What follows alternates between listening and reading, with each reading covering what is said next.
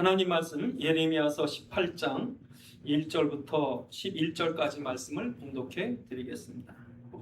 여호와께로부터 예레미야에게 임한 말씀에 이르시되 너는 일어나 토기장의 집으로 내려가라. 내가 거기에서 내 말을 내게 들려주리라 하시기로 내가 토기장의 집으로 내려가서 본즉 그가 농로로 일하는데 진흙으로 만든 그릇이 토기장의 손에서 터지며 그가 그것으로 자기의 의견에 좋은 대로 다른 그릇을 만들더라. 그때 여호와의 말씀이 내게 임하니라. 이르시되 여호와의 말씀이니라. 이스라엘 족속아, 이 토기장이가 하는 것 같이 내가 능히 너희에게 행하지 못하겠느냐. 이스라엘 족속아, 진흙이 토기장의 손에 있음 같이 너희가 내 손에 있느니라. 내가 어느 민족이나 국가를 뽑거나 부수거나 멸하라 할 때 만일 내가 말한 그 민족이 그의 악에서 돌이키면 내가 그에게로 내기로 생각하였던 재앙에 대하여 뜻을 돌이키겠고, 내가 어느 민족이나 국가를 건설하거나 심으려 할 때에 만일 그들이 나 보기에 악한 것을 행하여 내 목소리를 청중하지 아니하면 내가 그에게 유익하게 하리라고 한 복에 대하여 뜻을 돌이키리라. 그러므로 이제 너는 유다 사람들과 예루살렘 주민들에게 말하여 이르기를 여호와의 말씀에 보라, 내가 너희에게 재앙을 내리며 계책을 세워 너희를 치료하노니 너희는 각각 악한 길에서 돌이키며 너희의 길과 행위를 아름답게 하라 하셨다 하라. 아멘. 기도하시겠습니다. 하나님 아버지, 이 시간 주님의 말씀이 성령의 감동도로 전달되게 살아있는 주의 음성 듣게 하옵시고 깨닫는 지각 허락하셔서 주의 말씀 안에 있는 주의 소원과 뜻과 계획을 알게 하시며 주의 말씀에 붙잡힌 바 되게 하옵소서. 우리 주 예수 그리스도의 이름으로 기도드리옵나이다. 아멘. 우리가 흔히 말하기를 예레미야는 눈물의 선지자라고 말합니다. 눈물의 선지자라고 말한 것은 예레미야는 이스라엘 민족의 멸망을 먼저 보았고, 그것도 그냥 멸망하는 것이 아니라 그 귀한 성전이 다 부셔지고 불에 타고 이스라엘 민족들은 바벨론에 의해서 포로가 돼가는 그런 실상을 먼저 보았기 때문에 그는 자기 민족을 어떻게 하든지 살리려고 그런 눈물로 호소했던 선지자입니다. 그래서 오늘도 우리가 이런 예레미야 선지자 같이 이 나라의 여러 가지 어려운 것을 보고 이 나라가 고통에 빠지고 멸망으로 향할 때 예레미야 같은 눈물의 선지자가 되어야 합니다. 예레미야가 이렇게 자기네 나라가 죄악으로 완전히 멸망하게 됐을 때 하나님은 그를 낙심해 있는 예레미야를 끌어서 토기장의 집에 가게 합니다. 그 토기장의 집에 가서 본 것은 그 토기장이가 다 부서진 깨진 쓸모없는 그릇을 다시 끌어다가 농로에 놓고 새로운 그릇을 만들더라. 그러면서 하시는 말씀이 너희가 내 손에만 붙잡혀 있으면 내가 너희를 이와 같이 새롭게 할 것이다. 오늘 우리 인생들도 마찬가지입니다. 우리가 이 세상에서 많은 고난과 어려움과 불행과 죄악과 실패 속에 도저히 희망 없는 그런 실패 속에 있고 다 깨어진 인생일지라도 하나님의 손에 있다면 하나님 능히 우리를 새롭게 하시리라, 이렇게 약속하십니다. 오늘 본문에 보면 이스라엘 백성이 왜 이렇게 깨진 그릇이 되어버렸는가. 그 이유는 먼저 하나님께서 이스라엘과 맺은 거룩한 언약, 그 피의 언약, 6월절 피로 맺어진 그 하나님의 사랑을 깨뜨렸다는 것입니다. 그래서 예레미야서 2장에 보면 하나님과 이스라엘과의 관계를 마치 그 첫사랑의 신혼의 관계처럼, 하나님이 얼마나 이스라엘 백성을 사랑했으면 그 피로써 맺어진 그 구원의 언약, 그걸 주시고 이스라엘 백성을 구원하시고 사랑했는데 이스라엘 백성은 그걸 버렸다는 겁니다. 그래서 오늘 본문에 보시면 우리 예레미야서 2장에 보시면 그렇게 표현합니다. 가서 예루살렘 귀에 외칠지어다. 여호와께서 이와 같이 말씀하시기를 내가 너를 위하여 내 청년의 때 인애와 내 신혼의 때의 사랑을 기억하노니 곧 씨 뿌리지 못하는 땅 광야에서 나를 따랐습니다. 이스라엘은 여호와에 위한 성물 곧 그 소산의 첫 열매니 그를 삼키는 자면 모두 벌을 받아 재앙이 그에게 나티라. 하나님께서 이스라엘 백성이 얼마나 귀한지, 이스라엘 백성을 애굽에서 건져낼 뿐 아니라 광야에서도 눈동자처럼 사랑하시고 또 그 민족을 치는 자 누구든지 하나님께서 건들지 못하도록 그렇게 귀하게 여겼습니다. 그런데 오늘 본문에 보면 예레미야 31장 32절에 이 언약은 내가 그들의 조상의 손을 잡고 애굽 땅에서 인도해 내던 날에 맺은 것과 같이 아니할 것은 내가 그들의 남편이 되었어도 그들이 내 언약을 깨뜨렸다. 그리고 11장 예레미야서 11장 10절에 보면 그들이 내 말 듣기를 거절한 자기의 선조의 제약으로 돌아가서 다른 신들을 따라 섬겼은즉 이스라엘 집과 유다 집이 내가 그들의 조상들과 맺은 언약을 깨뜨렸다라고 말합니다. 하나님과 맺은 그 피의 언약, 6월절의 언약을 이스라엘 백성이 깨뜨렸다는 것입니다. 왜 깨뜨렸느냐? 그들이 세상의 물질의 우상, 세상의 우상을 따라간 것이고 어려울 때마다 하나님 찾기보다는 애굽이나 아수르 나라의 도움을 구했던 것입니다. 그래서 2장에 보시면 2장 18절에 보면 내가 시홀의 물을 마시려고 애굽으로 가는 길에 있으면 어찌느냐? 어려움을 당하면 애굽의 풍부한 물질을 의지하고 그리고 그 뒤에 보면 그 강물을 마시려고 아수르로 가는 길에 있음이 어찌느냐? 그러니까 어려움을 당하면 하나님을 쫓는 게 아니라 하나님을 구하는 것이 아니라 그들이 이 애굽의 물질을 의지하고 아수르의 군사력을 의지하느라고 하나님보다 세상을 더 따라갔다는 거죠. 그러니까 지금도 우리가 세상에 살면서 어려움을 당하면 그리스도를 붙잡아야 되는데 그리스도보다 세상의 사람들을 의지하고 돈을 의지하고 세상 것을 의지하기 때문에 하나님께서 그 그리스도의 언약을 너희가 상실했다는 거죠. 그래서 오늘 본문에 보면 예레미야서 2장 14절에 이스라엘이 종이냐 시종이냐 너희가 어찌하여 포로가 됐느냐 시종이라고 말합니다. 여기 시종이라는 것은 베넷종입니다. 아예 종의 체질입니다. 이스라엘 백성이 애굽에서 나와서 이 출애굽한 뒤에 광야를 지나면서 10번씩이나 하나님을 대역을 하고 그들이 늘 모세를 대적하면서 고난이 올 때마다 우리는 애굽으로 돌아가겠다. 애굽으로 돌아가겠다. 애굽에 가서 그 고기 까마에서 우리가 풍부하게 먹었지 않냐. 그런 물질의 종이 돼서 애굽의 노예로 돌아가려고 하는 것이 너희 체질이 아니냐. 지금도 우리가 구원을 받았고 천국 백성이라고 하면서 우리는 이 세상을 얼마나 의지합니까? 우린 지옥 체질입니다. 우린 마귀의 종 체질입니다. 이 세상의 물질을 하나님보다 더 의지하는 체질입니다. 그래서 오늘 본문에 뭐라고 말씀합니까? 36절에 내가 어찌하여 길을 바꾸어 부지런히 돌아다니느냐? 내가 아수르로 말미암아 수치를 당할 것이고 애굽으로 말미암아 수치를 당할 것이다.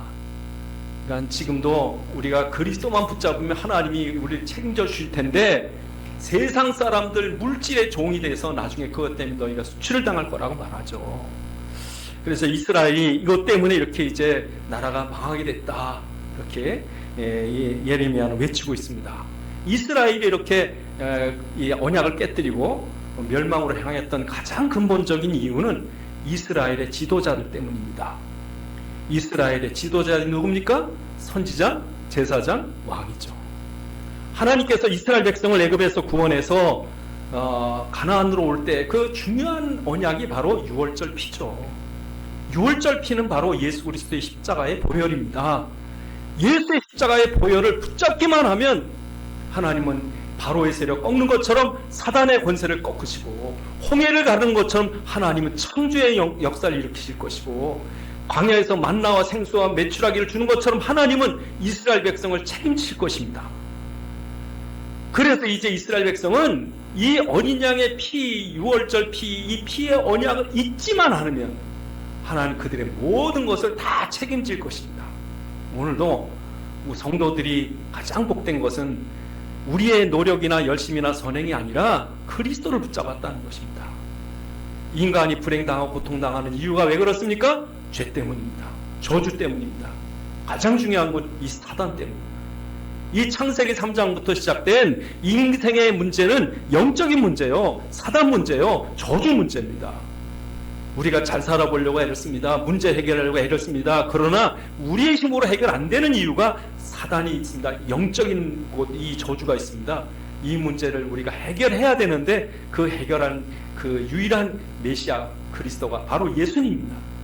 그래서 예수의 십자가를 붙잡기만 하면 되는데 인생이 다 이 세상 거를 의지하면서 예수를 붙잡지 않는 거죠. 그래서 그럴까봐 하나님은 이 피의 언약을 붙잡기 위해서 하나님은 이스라엘 백성에게 매일매일 제사 드리도록 성전을 주었습니다.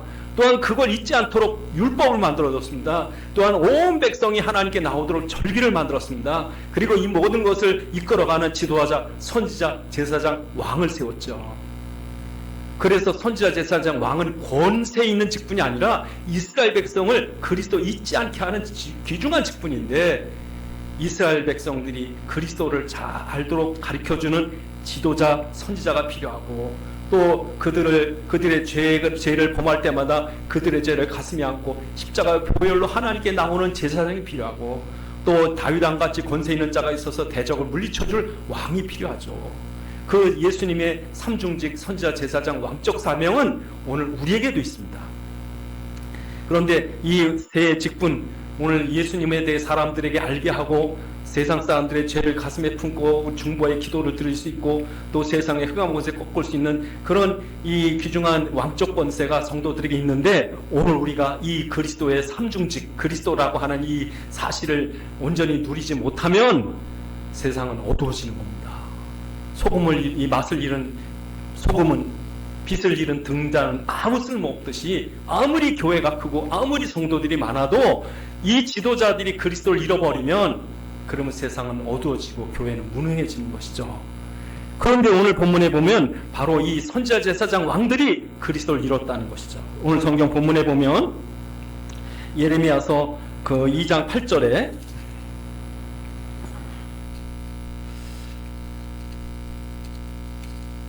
예레미야서 2장 8절에 보면 예레미야가 이스라엘 백성에 대해서 이렇게 말합니다. 2장 8절, 제사장들은 여호와께서 어디 계시냐 말하지 아니하였으며 율법을 다루는 자들은 나를 알지 못해 관리들은 나에게 반역하고 선지자들은 바알의 이름으로 예언하고. 선지자, 제사장, 왕들이 다 그리스도를 잃어버렸습니다. 또 예레미야서 6장 13절 14절에도 이는 그들이 가장 작은 자부터 큰 자같이 탐욕을 부리며 선지자로부터 제사장까지 다 거짓을 행함이라. 그들이 내 백성의 상처를 가볍게 여기면서 말하기를 평강하다 평강하다. 그리스도를 가르쳐주고 그리스도의 심정으로 한 영혼을 천하보다 귀중히 여기고 그리스도의 권세로 사단을 꺾어야 될 이 선지자, 제사장, 왕이 그리스도를 잃어버리고 사람들에게 복받아라 그런다는 것이죠. 그것 때문에 이제 이스라엘에 어려움이 왔다. 지금도 세상이 어려운 것은 정치인이나 경제인 때문이 아니라 성도들이 이 선지자, 제사장, 너희는 베드로서 2장 9절에 너희는 왕같은 제사장이라, 그렇게 중요한 직분을 갖고 우리가 있는 삶의 현장에서 이 사명을 감당하게 했는데 이걸 잃어버린 거죠. 그래서 오늘 우리에게도 이 성도들 어느 곳에 있든지 사람들에게 그리스도를 알도록 설명해주고 또 그들의 영혼을 가슴에 품고 기도해주고 또 현장에 흑암을 꺾고 하나님 나라를 세우는 그런 일을 우리 성도들이 해야 됩니다. 그래서 오늘 본문에 보면 이 이스라엘 백성이 이제 칼과 기근과 그리고 질병으로 멸망할 거라고 하나님 여러 차례 예레미야에서 말씀합니다.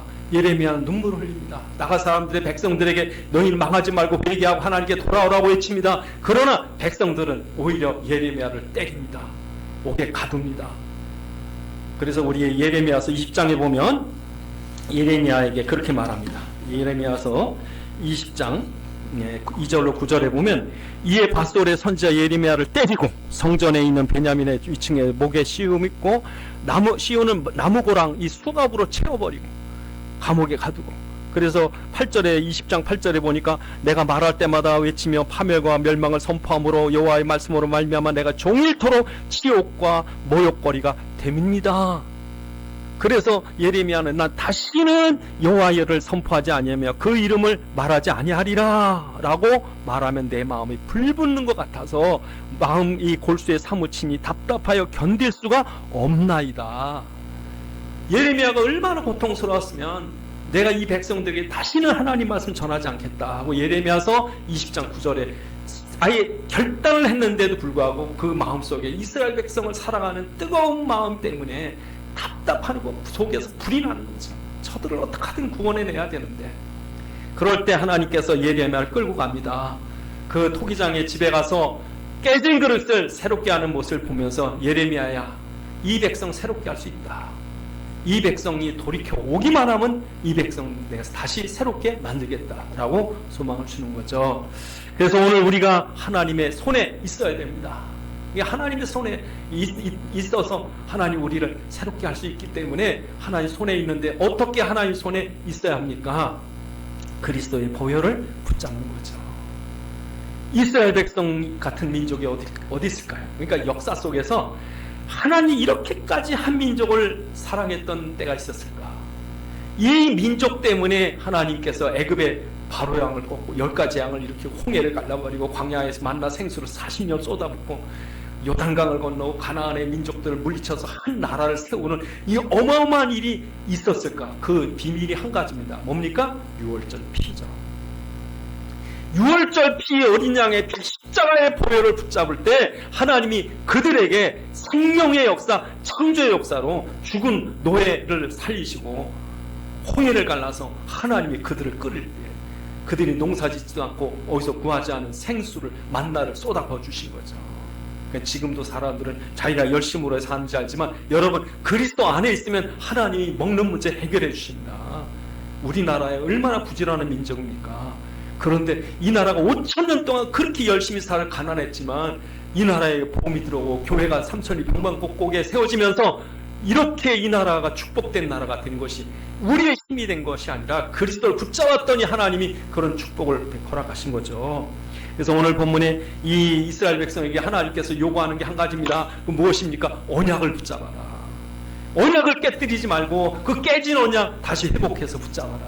유월절 피를 붙잡아라. 그래서 하나님께서 이스라엘 민족이 만일 너희가 다시 유월절 피를 회복하면 내가 출애굽의 역사 이런 것처럼 다시 너희에게 그런 축복을 하겠다라고 말씀하시는 거죠. 그래서 예레미야서에 보면 그렇게 말씀하면 너희가 다시 돌아오면 내가 너희를 다시 이전처럼 새롭게 할 것이다 라고 말씀하십니다. 그래서 예레미야서에 보면 하나님께서 그들을 다시 애굽에 있던 그들을 이끌어오는 것처럼 다시 그들을 이끌어오겠다고 말씀합니다.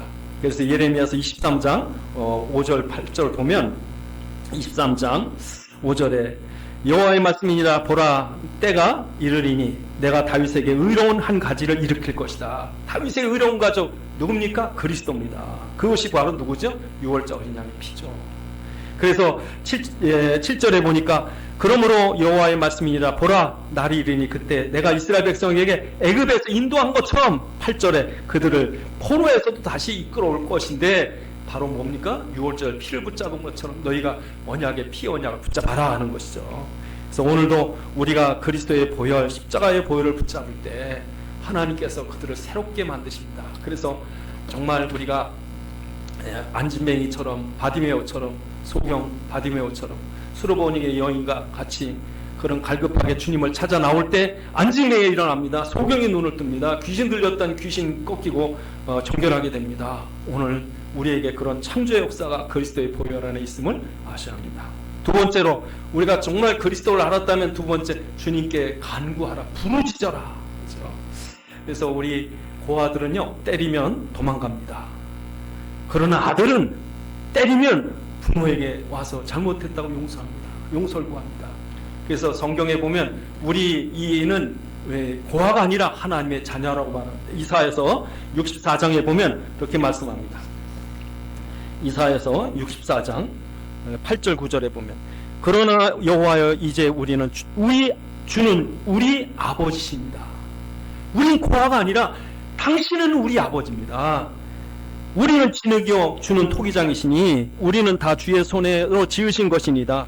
여호와여 너무 분노하지 마옵시며 죄악을 영원히 교화하지 마옵소서. 구하오노니 보시옵소서 보시옵소서. 우리는 다 주의 백성입니다. 네? 그러니까 우리가 고아가 아니고 우리 아버지이기 때문에 우리가 고통당 어려움과 함께 주님께 진노의 징계의 채찍을 맞지만 그때 아버지께로 나오는 거죠.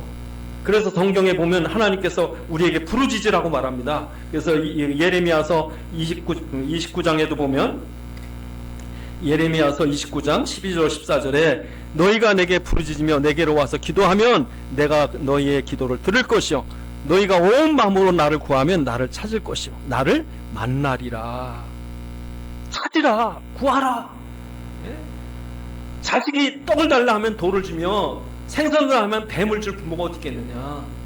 부모기 때문에 우리가 주님께 나오면 주님 우리를 만나시고 응답해 주실 거라고 말합니다. 그래서 오늘 우리가 고난당할 때, 우리 인생이 다 깨져서 아무 희망 없을 때, 정말 우리가 그리스도의 보혈을 붙잡고 주님께 나온다면 주님 우리에게 응답하실 거라고 말합니다.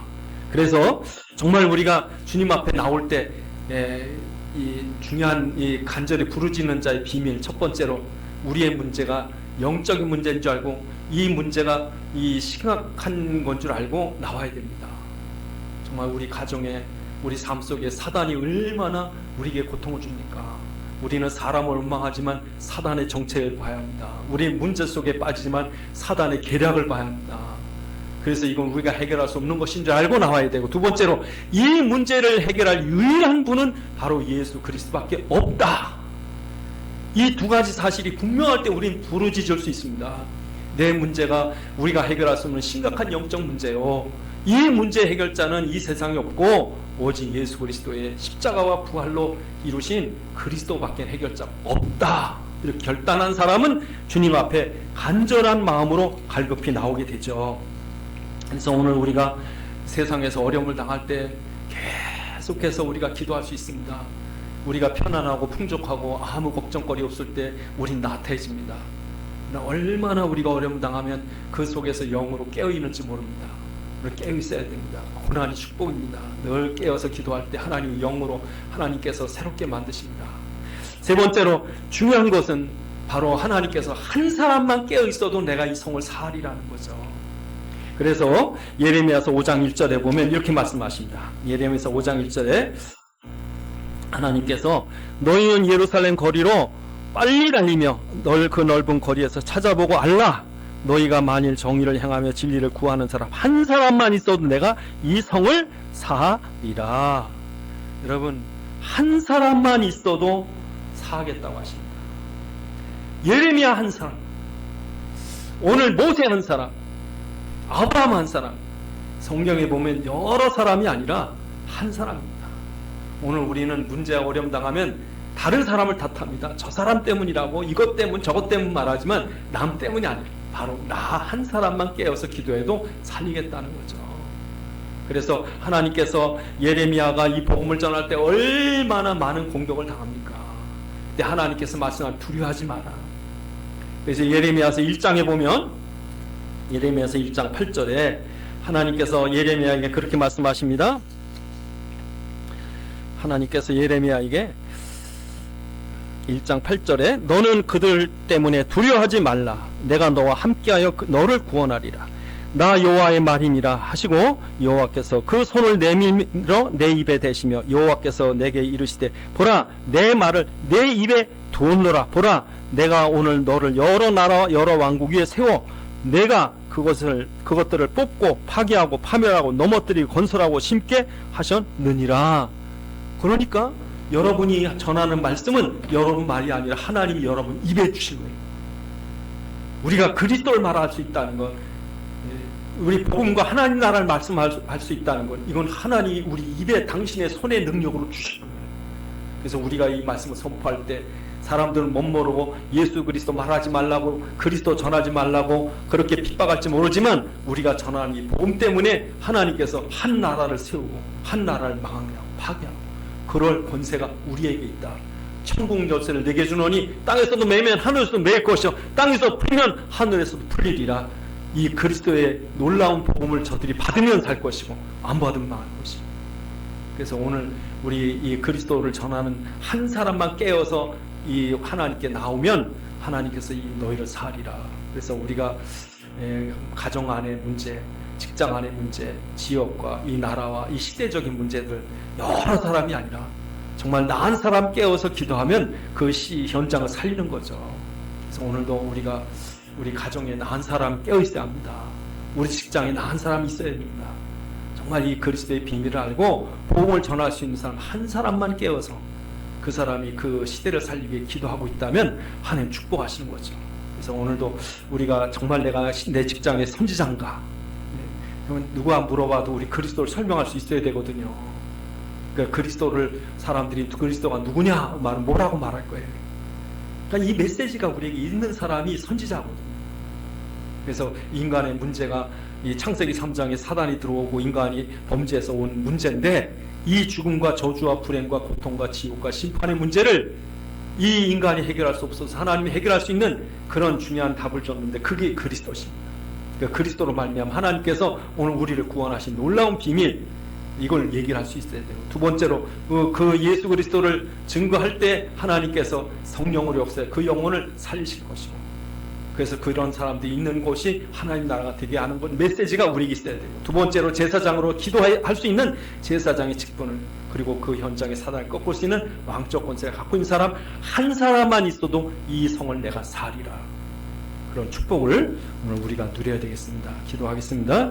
하나님, 정말 우리가 이 시대에 하나님의 한 사람이라도 깨어있는 그런 귀중한 사명자 되게 하옵소서. 기도하시겠습니다.